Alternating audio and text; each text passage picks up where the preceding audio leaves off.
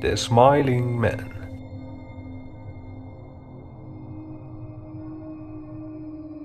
About 5 years ago, I lived downtown in a major city in the US. I've always been a night person, so I would often find myself bored after my roommate, who was decidedly not a night person, went to sleep. To pass the time, I used to go for long walks and spend the time thinking. I spent 4 years like that, walking alone at night, and never once had a reason to feel afraid. I always used to joke with my roommate that even the drug dealers in the street were polite. But all of that changed in just a few minutes of one evening.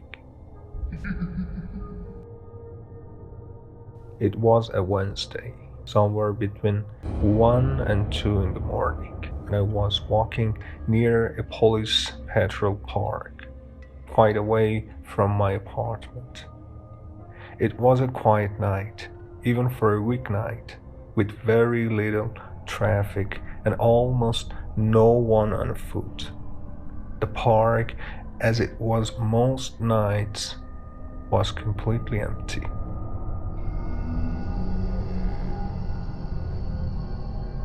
I turned down a short side street in order to look back to my apartment when I first noticed him. At the far end of the street, on my side, was the silhouette of a man dancing. It was a strange dance, similar to a waltz, but he finished each box with an odd forward stride. I guess you could say he was dance walking, headed straight for me. Deciding he was probably drunk, I stepped as close as I could to the road to give him the majority of the sidewalk to pass me by. The closer he got, the more I realized how gracefully he was moving. He was very tall and lanky, and wearing an old suit. He danced closer still until I could make out his face. His eyes were open wide and wide, head tilted back slightly, looking off at the sky. His mouth was formed in a painfully wide cartoon of a smile. Between the eyes and the smile, I decided to cross the street before he danced any closer. I took my eyes off of him to cross the empty street. As I reached the other side, I glanced back and then stopped dead in my tracks. He had stopped dancing and was standing with one foot in the street, perfectly parallel to me. He was facing me, but still looking skyward. Smile still wide on his lips.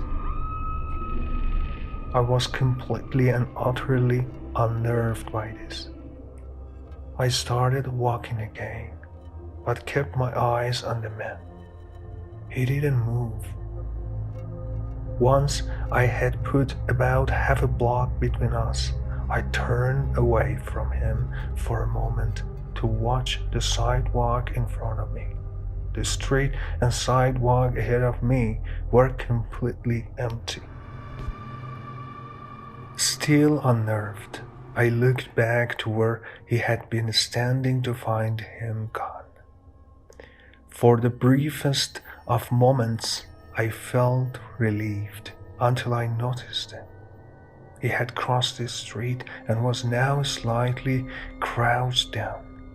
I couldn't tell for sure due to the distance and the shadows, but I was certain he was facing me. I had looked away from him for no more than 10 seconds, so it was clear that he had moved fast. I was so shocked, and I stood there for some time, staring at it. And then he started moving toward me again. He took giant, exaggerated, tiptoed steps, as if he were a cartoon character sneaking up on someone. Except he was moving very, very quickly.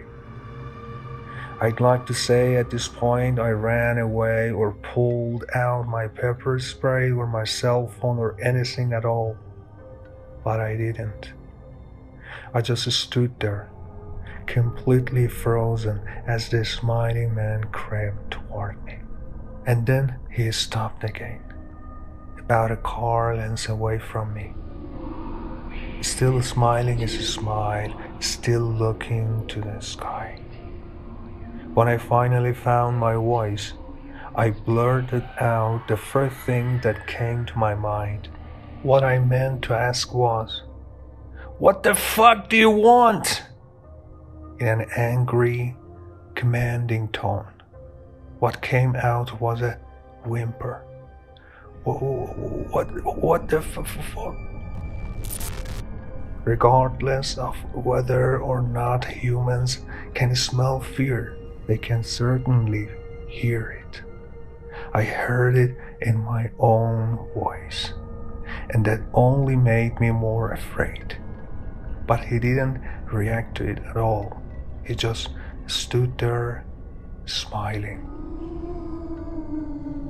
And then, after what felt like forever, he turned around very slowly and he started dance walking away. Just like that. Not wanting to turn my back to him again, I just watched him go until he was far enough away to almost be out of sight. And then I realized something. He wasn't moving away anymore, nor was he dancing. I watched in horror as the distant shape of him grew larger and larger. He was coming back my way, and this time he was running. I ran too.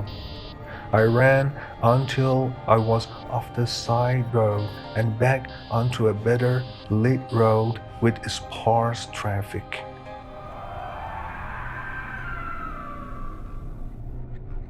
Looking behind me then, he was nowhere to be found. The rest of the way home, I kept glancing over my shoulder, always expecting to see his stupid smile, but he was never there. I lived in that city for 6 months after that night, and I never went out for another walk. There was something about his face that always haunted me. He didn't look drunk, he didn't look high, he looked completely and utterly insane. And that's a very, very scary thing to see.